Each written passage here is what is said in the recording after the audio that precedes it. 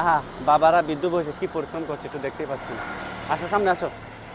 আসসালামু আলাইকুম। ওয়ালাইকুম সালাম। কেমন আছেন বাবা? আলহামদুলিল্লাহ। আপনি কি এটা মনে হয় ব্যবসা করতেছেন? বাঙালির ব্যবসা না?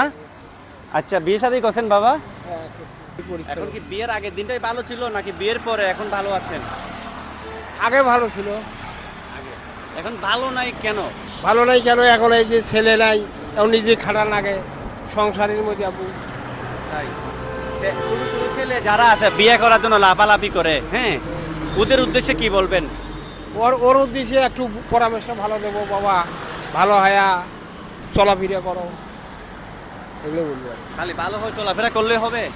তাও আপনি চলাফেরাটা ঠিক মতন করা লাগবে। কথা হচ্ছে একটাই যে বিয়ে যদি করতে চান আগে নিজে প্রতিষ্ঠিত হবেন, নিজে প্রতিষ্ঠিত না হয়ে বিয়ে শাদী করবেন না। করবেন না। বিয়ের পর কিন্তু আপনার অনেক দায়িত্ব বেড়ে যাবে। হ্যাঁ, রাইট। বউর দায়িত্ব নিতে হবে, তারপরে 1-2 বছর পর আপনার বেবি আসবে, ওরা বড় হবে, ওদের দায়িত্ব মানে বুঝতে পারছেন। বাবা হওয়া যতটা সহজ মনে করেন ততটা সহজ না। আমি না। নিজেও একজন বাবা, আমার 4টা সন্তান আছে, আমি বুঝি আমার উপরে কত প্রেশার যায়।